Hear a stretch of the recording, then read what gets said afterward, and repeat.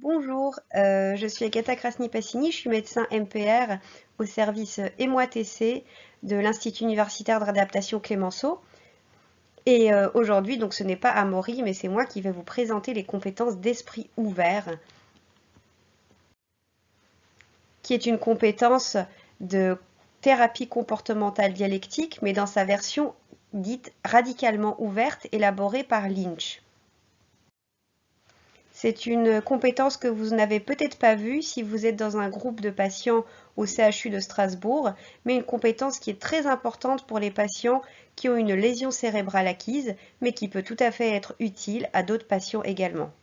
Mais par conséquent, ceux qui ne sont pas MOATC ne la trouveront peut-être pas dans leur livret.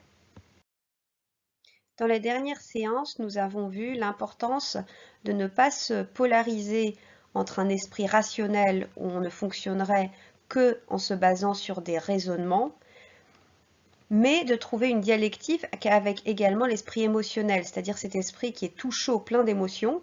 Donc l'idée, c'est de ne pas se fier que aux émotions ou que à la raison, mais de trouver vraiment une synthèse, une dialectique des deux. De la même manière, une dialectique que nous avons vue à la séance de cette semaine, c'est l'esprit ouvert. Là encore, il s'agit de ne pas se polariser dans les extrêmes que serait un esprit fixé et un esprit naïf, mais de trouver une synthèse qui s'appelle l'esprit ouvert. Alors l'esprit fixé, c'est quoi? L'esprit fixé, c'est typiquement quand on est rigide, qu'on manque de flexibilité mentale. On est régi par des règles rigides, on ne voit que son point de vue, on ne voit pas comment les choses pourraient être différentes de ce que l'on pense. On fonctionne à partir de nos expériences et on ne voit pas que les expériences des autres peuvent aussi nous donner quelque chose de positif. On est complètement fixé sur les choses qu'on a toujours fait ou qu'on avait prévu de faire et complètement hermétique à la vie d'autres personnes. Très souvent, être en esprit fixé, c'est rassurant pour soi parce que du coup, on se sent protégé, on a moins d'émotions difficiles puisque tout est prévu. Par contre, on a des grosses difficultés à s'adapter aux autres personnes et à être en relation avec elles puisqu'on est complètement dans notre bulle et dans quelque chose de totalement rigide. À l'inverse, l'esprit naïf, c'est l'autre extrême qui n'est pas bonne non plus. Dans l'esprit naïf, on est complètement adaptable, influençable. On ne prend plus en compte ni ses valeurs, ni son histoire, ni ses impressions, mais on est vraiment dans le fait de dire un peu oui à tout ce qui passe. On nous propose quelque chose, ben on dit oui, on prend plus en compte ce qui serait important pour nous. On ne prend pas en compte ses émotions ni ses opinions, on est en permanence en train de faire plaisir aux autres ou de s'adapter et du coup ça nous rend vulnérables et puis sur le long terme ça ne nous permet pas de construire une vie en accord avec nos valeurs puisqu'on est en permanence en train de répondre aux valeurs des autres. Donc ces deux extrêmes sont complètement problématiques et l'idée, comme dans toute la thérapie comportementale dialectique, c'est de trouver la dialectique entre les deux. Et cette dialectique, c'est l'esprit ouvert. L'esprit ouvert, c'est être ouvert à de nouvelles expériences tout en honorant le passé. C'est prendre en compte ses valeurs, mais prendre également en compte le point de vue de l'autre et surtout être capable de remettre en cause, remettre en question son plan d'action ou remettre en cause sa manière de concevoir ou de voir un événement ou une relation de manière à s'adapter, mais tout en restant fidèle à ce que nous sommes. L'esprit ouvert, il sait s'adapter aux autres, à un environnement, à un contexte qui change sans arrêt. C'est quelque chose qui nous permet de voir qu'une solution qui était bonne hier n'est peut-être plus bonne aujourd'hui. Et ce qui semble la solution et la seule solution, eh ben, c'est peut-être qu'une solution parmi d'autres solutions possibles, tout aussi valables. Être en esprit ouvert, c'est extrêmement difficile et en particulier après une lésion cérébrale où bien souvent les zones du cerveau qui nous permettent d'être flexibles marchent moins bien ou elles marchent au ralenti, ce qui fait qu'on a beaucoup de difficultés à prendre en compte le point de vue de l'autre. Si vous regardez les petits bonhommes, bah, le cerveau il va vraiment le neuf, il n'arrive plus à faire ce travail d'imagerie mentale qui serait de retourner dans l'autre sens le neuf pour qu'on le voit comme un 6. Donc c'est quelque chose qui peut-être était facile pour vous avant, mais après la lésion cérébrale devient beaucoup plus difficile et par conséquent on a très souvent à passer en esprit fixé. Et pour éviter d'être en esprit fixé, à tout moment, il faut essayer de prendre le point de vue de l'autre personne. Vraiment s'imaginer, moi je vois la situation de cet angle-là de la caméra. Que se passerait-il si la caméra tournait complètement et venait complètement de l'autre côté et me montrer la situation vue d'un autre point de vue? C'est un petit peu ce qui est symbolisé sur ce dessin à gauche, à savoir que vous voyez cette forme qui est un cylindre. En fonction de comment vous projetez la lumière sur le mur, elle peut apparaître comme un carré, comme un rond. Les deux sont vrais, pourtant les deux semblent opposés, mais les deux sont deux facettes d'une même vérité. Donc la compétence d'esprit ouvert, c'est vraiment une compétence qu'il faut pratiquer et repratiquer parce qu'à force de la pratiquer, elle va vous permettre d'être plus flexible. Mais il ne faut pas attendre d'avoir des émotions agréables et positives pour devenir flexible. On sait que sortir d'un raisonnement fixé et rigide va provoquer des émotions négatives. Ça va nous provoquer de l'insécurité, par conséquent on aura des émotions de peur, de tristesse, d'abandonner quelque chose dont on a l'habitude. Mais c'est la seule manière d'apprendre cette compétence, c'est de se confronter à ces émotions négatives qui nous font sortir de notre zone de confort pour aller vers une autre manière de voir les choses et du coup de se placer en esprit ouvert, même si c'est difficile au début. Et être en esprit ouvert, c'est pas non plus s'attendre à ce que forcément, parce que je suis en esprit ouvert, de bonnes choses vont forcément arriver ou que la solution des autres personnes est meilleure. Non, c'est juste prendre en compte qu'il y a d'autres solutions possibles qui sont peut-être équivalentes, meilleures ou moins bonnes, mais qu'il y a d'autres manières de faire et que dans une relation, dans une situation donnée, lorsque je suis en communication avec quelqu'un, je peux choisir de faire un pas de côté par rapport à mon point de vue et adopter ou au moins prendre en compte le point de vue de l'autre personne, malgré les difficultés que ça génère et même si j'ai l'impression que ma solution c'est la meilleure. Pour moi, Noël, c'est vraiment une fête hyper importante où j'ai des valeurs que j'ai vraiment besoin de conserver. Noël, c'est un jour où on mange des plats spéciaux. Et comme moi je suis d'origine polonaise, on mange des pierogi que vous voyez ici, qui sont des espèces de petits raviolis très longs à faire mais très très bons. Pour moi, c'est aussi très important qu'il y ait un sapin qui soit bien décoré et que les enfants y découvrent les cadeaux le 24 au soir avec tout l'enthousiasme que ça génère. Et puis, c'est vraiment important pour moi de chanter les chants de Noël, de se retrouver en famille pour prendre ce temps pour chanter et puis se retrouver ensemble au lieu juste de papoter, bah, faire de la musique ensemble. Ça, c'est vraiment des choses importantes. Salut, oui, on est super content de vous accueillir chez nous pour Noël, hein. Vous allez voir, ça va être super sympa.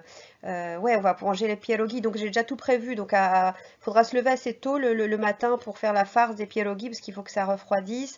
On commencera à les faire à 10 heures. Tu voulais faire une grasse mat?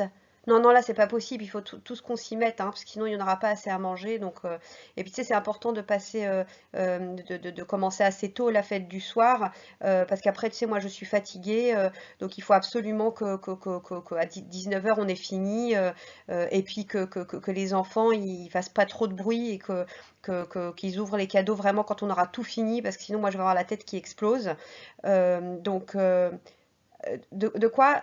Tu voudrais un peu de souplesse? Non, non, mais je suis très souple, je suis très souple. Juste, je dis que les cadeaux, on les ouvre à 19 heures, et comme ça, à 20 heures, moi, je me couche.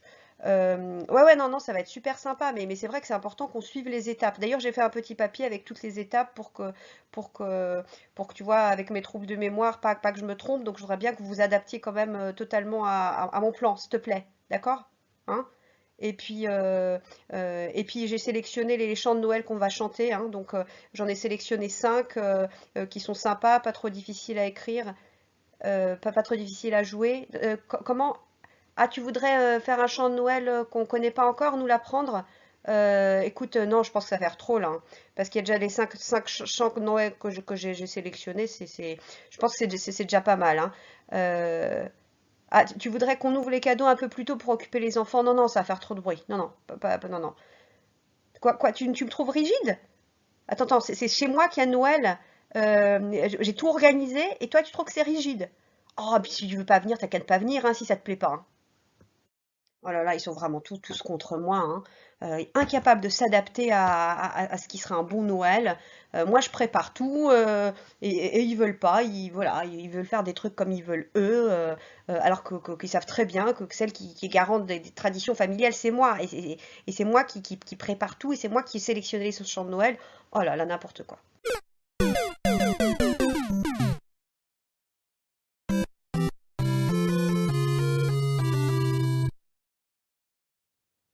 Allô? Ouais, salut. Ouais, ouais, je suis hyper contente que ta nouvelle copine là, elle vienne à Noël chez nous. Ouais, ouais, c'est chouette. Et puis, ouais, non, on va tout faire pour bien l'accueillir dans la famille et tout, qu'elle se sente bien. Ouais, ouais, ouais. Ah, ah oui, ah oui, elle est écolo, elle est anti-sapin. Ah oui, elle pense qu'il faut pas couper les arbres. Ah, t'as peur que si elle voit un arbre coupé chez nous, euh, elle parte dans des débats écologiques et tout. Ok, non. Ah, tu voudrais qu'on vire le sapin? Bah écoute, oui, oui, si c'est important pour toi, y a pas de souci. Bon, le plus important, c'est qu'on soit ensemble, hein, oui, ah, elle aime pas la nourriture autre que de chez elle. Ah oui, ok. Ah, tu lui as déjà fait goûter les pierogies, elle aime pas ça. Ok, donc, bah, je sais pas, on pourra lui faire un plat en plus. Ah, elle a déjà commandé un traiteur. Euh, ok, bah écoute, oui, oui, bah faut que je m'adapte, hein, je m'adapte. Donc on mangera pas de pierogies cette année, on va manger traiteur. Ok. Euh, ok, et bon, le plus important, c'est qu'on puisse chanter les chants de Noël ensemble après. Ah, ah non, ah papa, il veut pas parce qu'il a peur du Covid. Ah oui, qu'en postillonnant, en chantant, on va se transmettre le Covid. Euh, non, non, moi, il m'en avait pas parlé. Bah oui, si vous pensez que c'est mieux comme ça, oui, ma foi, ok, ok. Bon, à bientôt, hein. Ça va vraiment être un Noël de merde. Et puis sa copine, de toute façon, je la déteste avant même de l'avoir connue. C'est vraiment n'importe quoi. Elle va foutre tout Noël en l'air. Voilà, une fois de plus, n'importe quoi.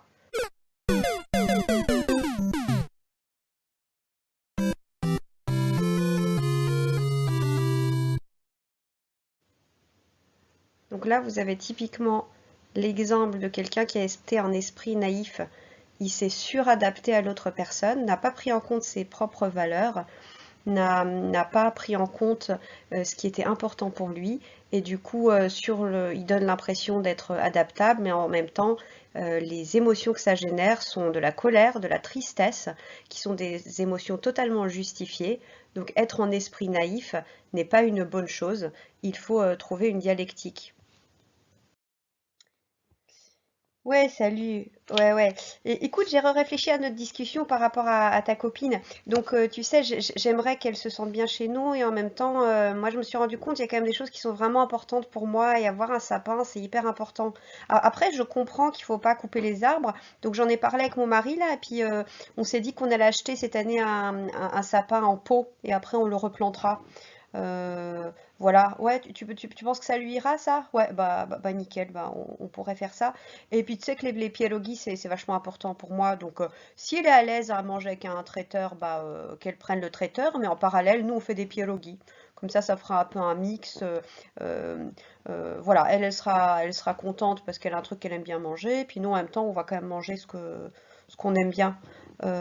Ouais, ça marche. Et écoute, et euh, j'ai eu au téléphone euh, mon autre engin là, et en fait, lui, ce qu'il disait, il voudrait nous apprendre un nouveau chant polonais, un chant de Noël. Donc, bon, moi au début, je trouvais que ça ferait trop, mais finalement, bon, s'il veut nous l'apprendre, comme ça, il est content aussi. Mais moi, j'en ai sélectionné 5 qui étaient importants pour moi.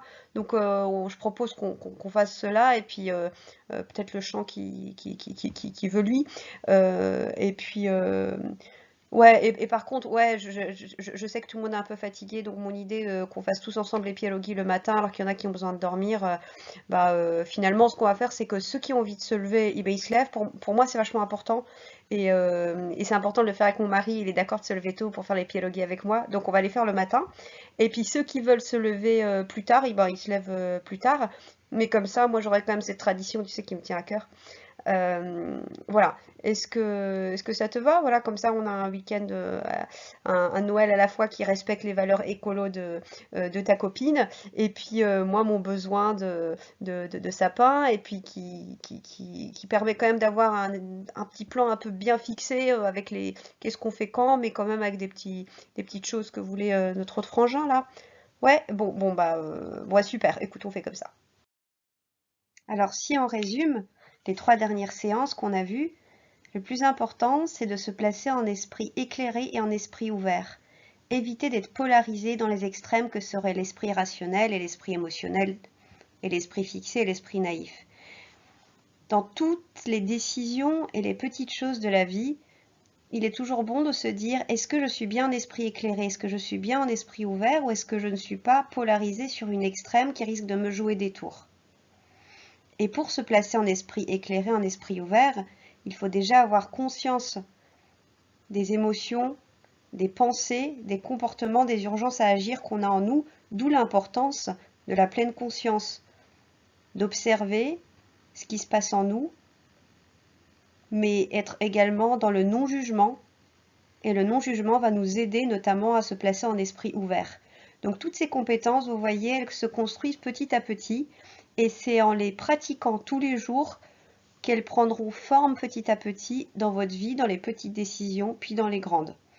Donc retenez bien, n'attendez pas d'être très à l'aise avec une solution pour se mettre en esprit ouvert, mais confrontez-vous à d'autres points de vue, même si ça vous insécurise, pour progressivement apprendre à votre esprit qu'il n'y a pas besoin de rester en esprit fixé, mais que la voie du milieu, l'esprit ouvert, est une bonne solution.